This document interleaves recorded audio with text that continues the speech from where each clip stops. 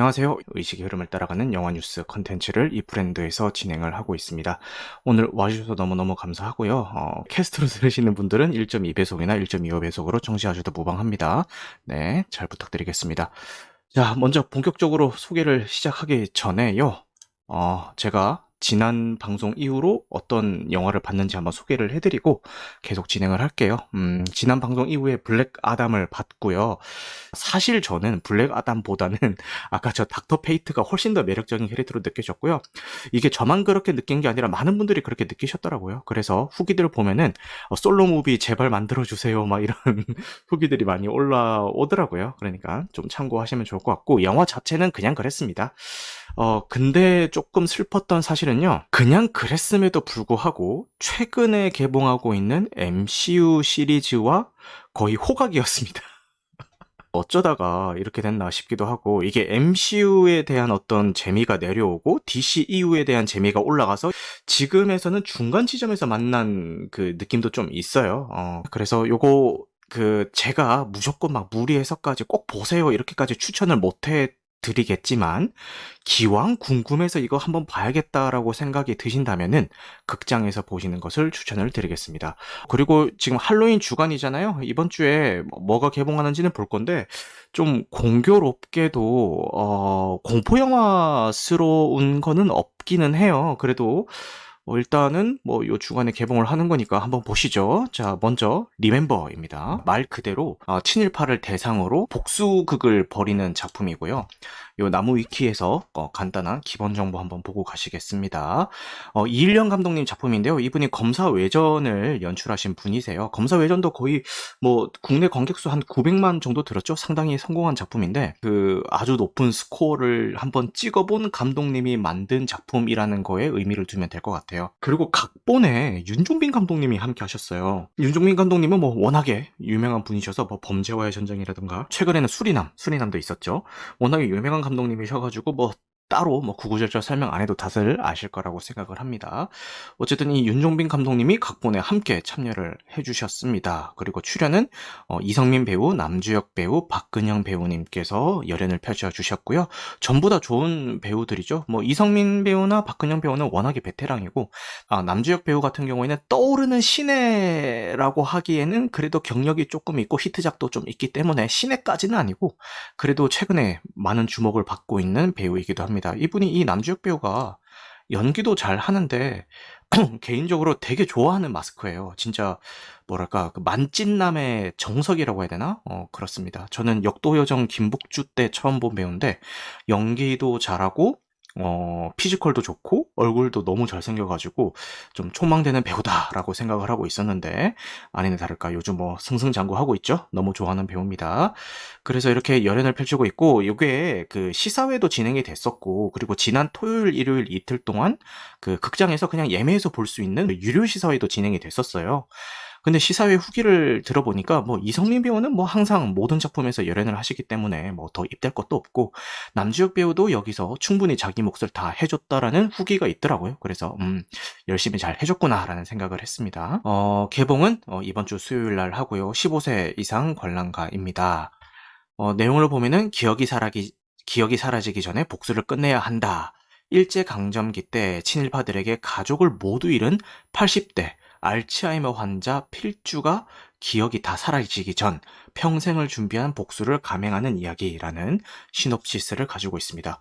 그리고 이 포스터를 진짜 잘 뽑았다는 생각이 드는데요. 이 포스터 한 장에 많은 걸 표현했죠. 요 주름진 손 하며, 요 권총 한자로 하며, 요 포스터 진짜 잘 뽑은 것 같아요. 그죠?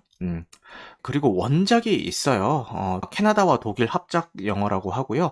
2015년에 제작되었던 영화의 리메이크입니다. 근데 우리나라에서 리메이크하면서 이제 친일파 척결 요런 걸로 가고 있는데 원작에서는 이제 홀로코스터에서 일어났던 그런 사건들을 다루고 있다고 합니다. 이번 주에 개봉하는 한국 영화의 작품들이 다 원작이 있는 작품이라는 좀 공통점이 좀 공교롭게도 있기는 해요. 그죠? 그래서 요거 궁금하신 분들은 보시면 좋을 것 같고 사실 요 리멤버랑 이어서 소개해드릴 요 자백이랑 두 작품 중에서 이번 주에 그 한국 영화 두 개가 개봉하는데 뭘 봐야 되지라고 고민하시는 분들이 많으실 것 같아요. 저 역시도 이제 고민 포인트 중에 하나인데, 저야 뭐 이렇게 영화 컨텐츠도 진행을 하고 평소에도 관심이 많기 때문에 당연히 그냥 고민되면은 둘 다 보는, 둘 다 봐야겠다라는 생각을 가지고 있긴 한데, 그냥 요즘 뭐 극장 표값도 올랐고 뭐 굳이 뭐 이렇게 다 챙겨 봐야 되냐, 그냥 오랜만에 시간 나서 극장 가려고 하는데 굳이 둘 중에 하나를 보자면은 뭘 봐야 될까요? 이런 고민을 하시는 분들이 많을 것 같아요. 근데 둘 다 시사회가 다 진행이 됐는데 시사회 후기들을 보면은 거기서 거긴 것 같습니다. 그래서 그냥 좋아하는 배우 있는 거 뭐 이렇게 보시면 될 것 같아요. 그죠? 이렇게 리멤버 소개는 여기까지 하고요. 그 다음에 자백이 개봉을 하는데, 이것도 뭐 할로윈 분위기랑 뭐 100%뭐 맞다라고 얘기하기는 좀 그래요. 뭐 뭔가 귀신이나 몬스터가 나오는 것도 아니고, 그죠? 근데 분위기는 스릴러를 표방하고 있기 때문에 어떤 긴장감을 느끼고자 하시는 분은 요거를 선택하시는 게 좋지 않을까라는 생각을 한번 해봅니다. 굳이 할로윈 때 극장에 가서 영화를 봐야겠는데 걸려있는 작품들은 할로윈 분위기에 걸맞는 작품들이 없고, 그럼 난 뭘 봐야 될까라고 고민이 드실 때는 어떤 긴장감, 어떤 스릴러 적인 측면에서는 요 자백이라는 작품을 선택하시는 게 조금 더 낫지 않을까라는 생각을 해봅니다. 이건 역시도 원작이 있는데요. 원작이 인비저블 게스트라는 굉장히 유명한 작품입니다. 요게 그 2017년도에 그 개봉을 했던 상당히 히트를 한 작품이에요. 물론 저는 못 봤습니다. 그런데 이거를 그 시사회에서 보고 오신 분들 후기를 들어보니까 이 인비저블 게스트랑 정말 그 사소한 거 설정 몇 개만 다루고 똑같이 만들었다고 하네요. 그래서 이게 반전이 굉장히 중요한 작품이다 보니까, 만약에 이 인비저블 게스트를 재밌게 봤고 요 내용이 기억에 남아 있는 분이라면은 굳이 한번 더 봐야 될 필요가 있을까라는 그런 후기가 있었던 작품이기도 해요. 그리고 최근에 온몸 전신 타투를 해가지고 막 되게 주목을 받았었던 요 나나 나나 배우가 이제 출연을 하고요. 근데 나나 배우는 이제 그 애프터스쿨 활동할 때 썼던 그 활동명이 나나인데, 이 아이유가 영화나 드라마에서 연기할 때는 이지은이라는 실명을 쓰잖아요. 그래서 이 나나 배우도 가수할 때는 나나지만 영화나 드라마에 나올 때는 좀 이제 본명이라든가 아니면 그래도 좀 그런 세 글자 이름 같은 걸 이제 쓸 줄 알았는데, 이 영화나 드라마에서도 그냥 나나로 쓰더라고요. 그래서 좀 특이하다라는 생각을 했고, 사실 이 나나 배우가 그 최근에 뭐 넷플릭스 시리즈물도 그렇고 요 자백도 그렇고 왕성한 작품 활동을 하고 있는데, 저는 진작에 좀 떴어야 하는 배우가 아닌가라는 생각이 들었습니다. 이 나나 배우의 필모를 한번 보시면요, 사실 처음에 연기를 도전한다고 했을 때부터 잘했어요. 제 기준에서. 자, 약간 필모를 한번 볼게요. 패션왕, 꾼, 자백 요렇게 영화는 이렇게 나왔는데, 제가 패션왕은 못 봤고요. 요 꾼은 봤는데, 꾼이 지금 2017년도잖아요. 이때부터 연기 잘했어요. 잘했고, 지금 2016년에 굿 와이프라는 이제 작품에 출연을 했습니다. 근데 여기서도 연기를 잘합니다. 이게 2015년도에 중국 드라마로 첫 데뷔를 하고 이제 두 번째 작품이죠. 그런데 보통 가수 출신 배우가 이렇게 그 단숨에 연기를 잘하기가 쉽지는 않은데, 이 나나 배우는 어느 정도 좀 탤런트가 좀 있는지 이 초기작부터 연기를 굉장히 잘했어요. 마스크도 괜찮고 연기도 잘하고 하니까 좀 가수로 쌓아둔 인지도도 있고 왕성한 작품 활동을 하지 않을까라고 기대를 했는데, 좀 의외로 좀 지지부진하다가 최근에 넷플릭스 시리즈를 시작으로 해서 지금 요 자백까지 연달아 두 작품이 개봉을 하고 있습니다. 요 자백도 그 최근에 제작된 작품은 아니고요. 2년 전에 제작이 미리 됐었는데 코로나 사태로 인해서 개봉을 못하고 있다가 이제서야 개봉을 하고 있습니다. 그 인생은 아름다워랑 비슷한 케이스가 되겠죠. 소지섭, 김윤진, 나나, 최강일 배우님이 열연을 해주십니다. 105분의 상영 시간을 가지고 있고요. 이것도 15세 이상 관람갑니다. 시놉시스는 밀실살인 사건의 용의자로 지목된 유망한 사업가 유민호와 그의 무죄를 입증하려는 승률 100% 변호사 양신혜가 숨겨진 사건의 조각을 맞춰 나가면서 벌어진 이야기라고 합니다. 요 시놉시스만 딱 들어봐도 요거는 반전이 중요하겠구나라는 느낌이 팍팍 오죠. 그러니까 요거 보시려고 생각하시는 분들은 사전에 어떤 내용인지 찾아보지 마시고 아무런 정보 없이 그냥 보시길 바라겠습니다. 그 인비저블 게스트랑 내용이 거의 비슷하게 가기 때문에 스포일러를 원하지 않는 분은 인비저블 게스트도 보지 마시고 요 자백에 대한 정보도 찾아보지 마시고 감상을 하시기를 바라겠습니다. 그리고 카사블랑카가 그 4K로 다시 리마스터링 되어가지고 개봉을 합니다. 워너브라더스에서 극장에서 재개봉을 하고요. 정말 부끄럽지만 이 작품을 저 역시도 보지 못했고요. 그래서 이런 고전 명작을 좀 챙겨보고 싶은데 뭐 일부러 찾아보기는 좀 그렇고 하다 싶으면은 요 극장에서 요거 보시는 것도 좋은 방법 중에 하나일 것 같습니다. 최초 개봉일이 1942년작입니다. 제가 태어나기도 한참 전에 이제 제작이 됐던 작품이고요. 12세 이상 관람가입니다. 영화 역사상 최고의 영화로 꼽히는 영화 중에 하나이다. 라고 되어 있고요. 그리고 메타크리틱 만점 수상작의 타이틀도 가지고 있다. 미국 영화 연구소 선정 100대 영화 중에서 3위로 재선정이 되었다. 2위였다가 3위로 이제 내려왔네요. 그리고 이게 아마 그 필름을 영구 보관하는 작품 중에 또 하나로 선정이 되었던 걸로 합니다. 그 함께 선정이 된 작품 중에서 이제 탑건 1편도 이렇게 선정이 된 걸로 알고 있고, 그 정도로 굉장히 명작 중에 명작으로 알려져 있으니까요. 요거 관심 있는 분들은 한번 극장 나들이 하셔서 보셨으면 좋겠고요. 요게 명대사가 있었던 걸로 아는데 기억에 남는 명대사가 그대의 눈동자의 건배. 요 대사가 이제 카사블랑카에서 나왔던 거고요. 요게 재치있게 패러디 되었던 게 멜로가 체질에서 재치있게 패러디가 되었죠. 그대의 눈동자의 건배라고 하면서 소주잔을 눈에다가 갖다 대는 요 장면. 요 작품으로 좀 얼굴을 많이 알리기도 했죠. 요 손석구 배우가. 지금은 뭐 대세 배우가 됐지만, 이때도 주목은 받고 있었지만, 뭐 지금만큼 핫하진 않았죠. 손석구 배우. 어쨌든 여기서 그대의 눈동자의 건배라고 하면서 이렇게, 눈동자에다가 소주잔을 갖다 대는, 요런 씬이 있습니다. 초님이 보긴 했어요. 프로파간다예요. 멜로이긴 하지만, 이라고 하는데, 이게, 맞아요. 뭔가 전쟁을 동요하는 그런 느낌이 좀 있는 작품이라고 저도 뭐 어디서 주워 들었는데, 그럼에도 불구하고 워낙에 명작에다가 멜로성도 짙어가지고 이제 실제로 뭐 그걸 크게 뭐 문제 삼거나 뭐 이러는 분위기는 아니다. 이렇게 알고 있습니다.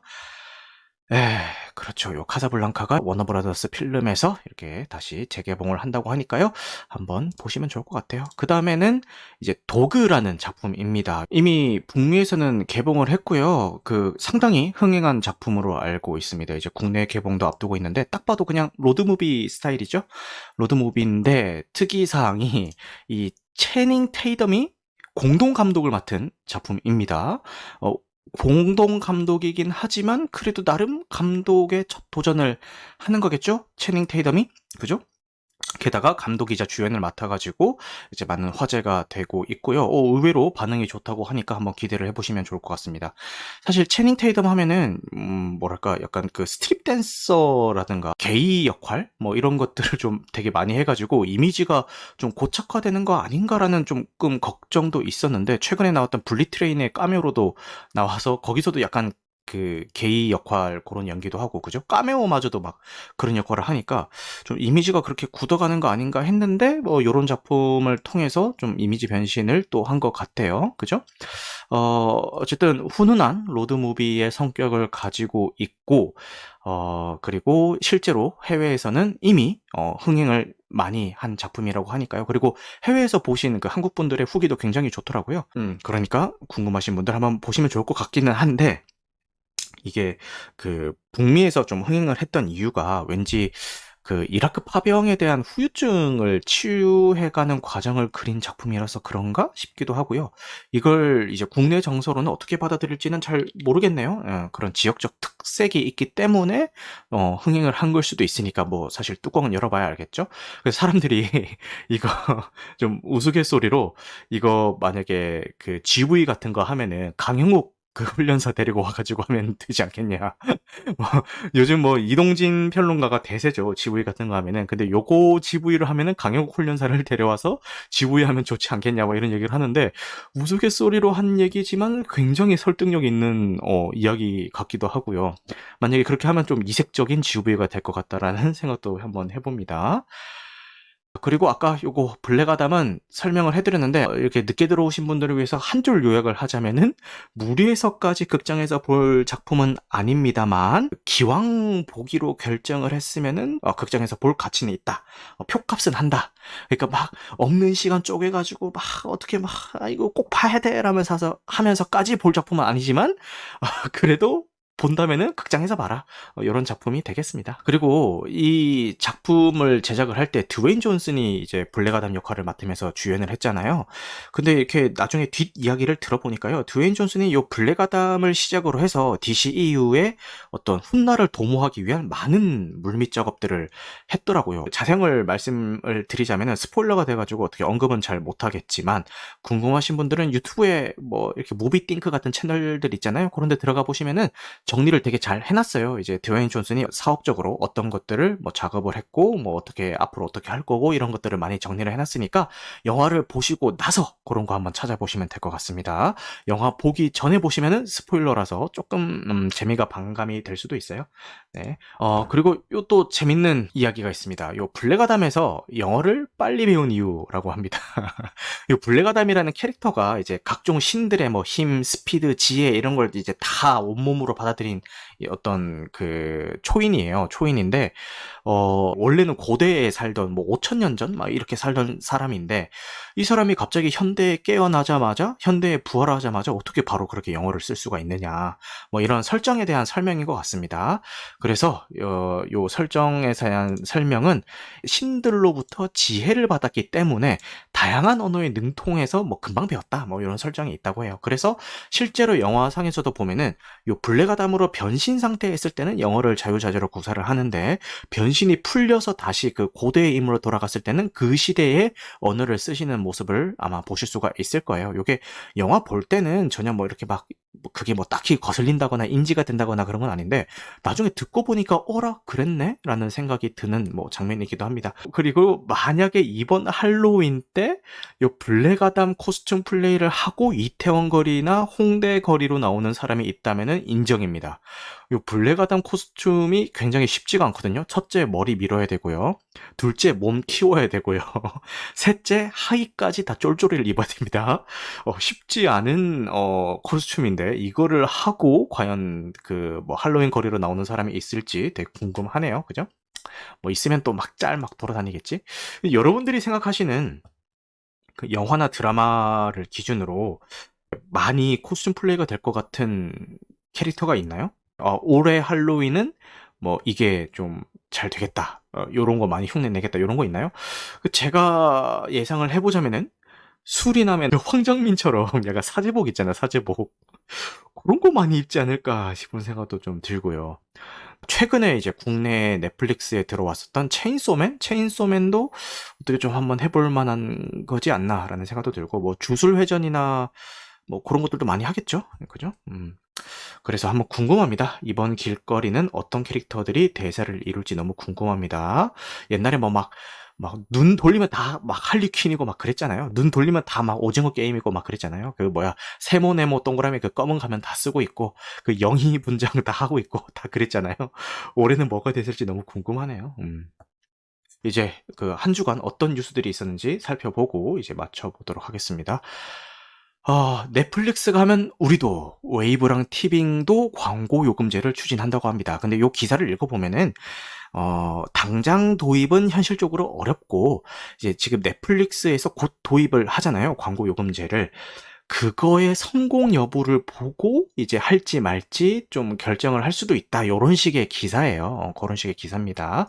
근데 전에도 제가 그 넷플릭스가 광고 요금제를 도입한다고 했을 때 드렸던 말씀인데 전혀 문제될 거 없다. 이거는. 그러니까 기존 요금제를 유지를 하면서 그 기존 요금제 중간중간에 광고를 넣겠다. 이거는 당연히 쌍욕을 먹어야 마땅한 제도이지만 기존 요금제도 그대로 다 서비스를 해주고 단지 광고 요금제라는 더 저렴한 선택지를 하나 더 제공해주는 형태라면은 도입되거나 말거나 전혀 상관이 없다. 그냥 우리는 그냥 기존 거 쓰면 된다. 네, 그렇게 얘기하면 될 것 같습니다. 확실히 넷플릭스가 제일 이런 OTT 서비스 중에서는 거대 공룡이다 보니까 얘가 하면은 다 따라하죠. 근데 이 광고 요금제 따라하는 거는 뭐 그냥 그럴 수 있다고 치는데 그건 좀 안 따라했으면 좋겠는데 그거 그 계정 공유 막는 거 있잖아요. 지금 넷플릭스에서 슬슬 발동 걸고 있죠. 그 계정 공유 어떻게 할 건지 정책을 보니까 그 모바일이나 태블릿 같은 데서는 그냥 기존처럼 똑같이 해주는데 TV 앱에서 넷플릭스 TV 앱에서 접속하는 거는 IP 기반으로 이제 위치를 구분을 해가지고 이제 추가 요금을 물리겠다 뭐 그런 정책인 것 같아요. 근데 그게 도입이 돼도 사실 혼자서 다 하는 것보다 이렇게 그 계정 공유해서 좀 엠빵 하는 게 더 저렴하긴 합니다. 그래도 그게 도입이 되더라도 더 저렴하긴 하지만 그래도 그런 건 좀 봐주지, 그죠?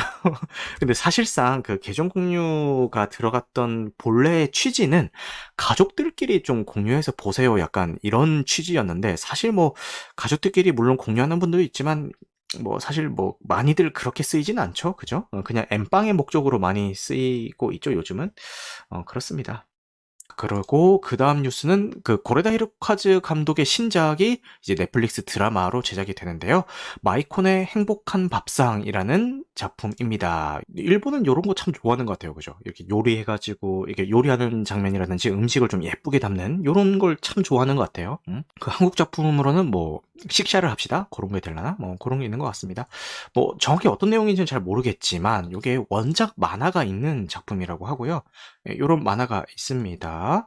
교토의 화류계에서 16살 소녀가 쓰는 부엌 이야기. 여기는 교토 한복판에 있는 화류계 마이코들이 심야의 일을 마치고 돌아와 공동생활을 하고 있는 야카타라고 불리는 집입니다. 어떤 야카타에서 요리사로서 마이코들에게 매일 식사를 만들어주고 있는 것은 16살의 소녀 키요. 그녀가 요리사가 된 데에는 어느 의외의 이유가 있습니다. 화려한 화류계의 무대 뒤 평범한 하루의 밥을 통해 따뜻한 인간상이 그려집니다. 라고 하네요. 어떤 음식들을 맛깔나게 그려낼지도 궁금하고, 그리고 요 감독님이요. 고레다 이렇게 해서 감독님이 다들 아시는 것처럼, 가족 이야기를 굉장히 잘 다루고 지금까지 많이 다뤄왔던 감독님이시잖아요. 그래서 여기서도 어떤 가족 요소가 왠지 들어갈 것 같은데 지금까지 행보로 봤을 때는 어떤 식으로 좀 그 이야기들을 풀어나갈지 굉장히 궁금합니다. 네, 한번 기대를 해보도록 하겠습니다. 그리고 넷플릭스 공개일은 내년 1월 12일에 공개가 되고 9부작으로 제작이 된다고 하네요. 한번 기대해 보시면 좋을 것 같습니다. 그리고 팀 버튼이 덤보를 끝으로 디즈니와의 작업은 없을 것이라고 발표를 했는데 뭐 대충 인터뷰 내용을 읽어보면요. 제 히스토리는 그곳에서 시작이 되었습니다. 그곳에서 고용이 되었다가 해고되기를 반복했죠. 그리고 덤보의 경험이 디즈니와 함께하는 날은 이제 끝이라고 느끼게 된 이유였습니다. 이 끔찍한 대형 서커스에서 일하고 있는 덤보가 나 자신인 걸 깨닫고 탈출해야 한다고 느꼈습니다. 그 영화는 어느 정도 자전적이라고 볼 수 있습니다. 라고 인터뷰를 해주셨네요. 야, 사실 이 팀버튼 감독님의 작품이야말로 헐리우드래. 그 할로윈 그 자체 아니겠습니까? 지금 그 크리스마스의 악몽도 그 할로윈 그 자체인 작품이고요. 가위손, 배트맨 리턴즈, 에드우드, 크리스마스의 악몽, 화섬친공, 슬리피 할로우, 찰리와 초콜릿 공장, 유령신부 빅피쉬 전부 다 할로윈 하면 빠질 수가 없는 작품들을 만든 이 감독님이 그 디즈니의 어떤 그 거대한 그 시스템에 좀 질렸다 이런 얘기를 하면서 이런 협업을 마지막으로 이제는 디즈니와 더 이상 작업하지 않겠다. 라고 밝히신 것 같습니다. 그 다음에 마블 스튜디오에서 스페셜 발표로 실버 서퍼의 솔로 프로젝트를 개발하고 있다라는 루머가 돌고 있고요. 실버 서퍼라고 하면은 그 판타스틱 4에 나오는 빌런이죠. 빌런인데 그 원작에서는 뭐 빌런이었다가 나중에 히어로로 전향이 된다고 하는데 이 실버 서퍼가 국내에서는 좀 생소한 캐릭터일 수도 있지만 마블 원작 팬들 사이에서는 굉장히 많이 사랑받고 있는 캐릭터입니다. 그래서 자꾸 이런 시도를 하는 것 같아요. 사실 판타스틱 4도 그렇고 실버 서퍼도 그렇고 실사화가 한번 진행이 되긴 했지만 쫄딱 망했지 않습니까? 그럼에도 불구하고 계속 이렇게 시도를 하는 이유는 그만큼 원작 팬들이 어마어마하기 때문에 이런 시도를 계속 하는 것 같고요. 이게 루머든 뭐든 간에 이게 제작이 된다면은 과거의 실패에도 불구하고 반가워할 분들이 많지 않을까라는 생각이 듭니다. 그리고 실버 서퍼가 제가 알기로 원작에서 능력이 거의 뭐 사기급이라고 알고 있는데 이게 만약에 지금의 마블에서 제작을 한다면은 어떻게 능력치를 조정을 해서 제작을 할지 좀 궁금한 작품이기도 해서요. 한번 주목을 해보도록 하겠습니다. 헨리 카벨이 맨 오브 스틸 2로 복귀를 확정을 했고요. 현재 각본 작업 중이라고 하는데 거의 10년 만이죠. 맨 오브 스틸 1이 개봉했던 게 10년 만인데 10년 만에 헨리 카벨이 이렇게 복귀할 수 있었던 이유가 워너브라더스의 수장이 바뀌면서 내부적으로 또 많은 그 구조 변경이 있었고, 그리고 아까도 제가 얘기했었던 그 드웨인 존슨과 헨리 카벨이 그냥 단순 친분이 아니라 어떤 그 사업적으로 좀 엮여 있는 관계예요. 그 비즈니스로 엮여 있는 관계라서 드웨인 존슨이 블랙 아담으로 이제 DCU에 합류를 하면서 이 헨리 카벨의 맨 오브 스틸 캐스팅에 대해서 굉장히 많이 푸시를 한 걸로 알고 있고, 실제로 잘 이루어진 걸로 알고 있습니다. 근데 이 푸시하는 과정에서 단순히 좀 해줘잉 뭐 이런 식이 아니라 진짜 집요하게 여기도 한번 얘기해봤다가 이 윗분들이 안 된다고 하면 또 다른 분한테 찾아가서 막 얘기해보고 막 이런 굉장히 많은 작업들이 있었던 걸로 알고 있어요. 그렇기 때문에 이렇게 좀 잘 성사가 돼서 좀 잘 뽑히기를 바라보겠습니다. 맨 오브 스틸이 개봉 당시에는 욕을 많이 먹었는데 그 나중에 좀 재평가된 작품이기도 하죠. 그죠? 그 액션씬 하나만큼은 기깔나게 잘 뽑았다라고 하면서 재평가된 작품인 만큼 이 편도 잘 제작해 주기를 바라겠습니다. 네, 그 다음은 그 톰 행크스의 오토라는 남자의 공식 트레일러가 발표가 됐고요. 이거 그런 생각들 다 하셨죠? 요거! 라는 생각. 맞습니다. 이 오토라는 남자는 오베라는 남자의 미국판 영화이고요. 톰 행크스가 연기를 하면서 이제 다시 리메이크가 된 작품입니다. 요 오베라는 남자는 제가 알기로 책이 먼저 나오고 그 다음에 영화화가 된 걸로 알고 있고요. 이렇게 한 작품을 가지고 영화화가 두 번이나 된 것에도 이유가 다 있을 거라고 생각을 하기 때문에 충분히 잘 만들 거라고 생각을 합니다. 그리고 톰 행크스가 요 이미지에 너무 잘 어울리지 않습니까? 그죠? 요 약간 지금 그 시니컬한 표정이라고 해야 되나? 약간 심술궂은 표정이라고 해야 되나? 이런 게 의외로 좀 잘 어울리는 배우인 것 같습니다. 자, 이렇게 오늘도 영화 뉴스를 진행을 한번 해봤는데 어떻게 조금이라도 여러분들에게 도움이 되었으면 하는 바람입니다. 네, 오늘도 늦은 시간까지 함께 해주셔서 감사하고요. 영화 같은 밤 되시길 바라겠습니다.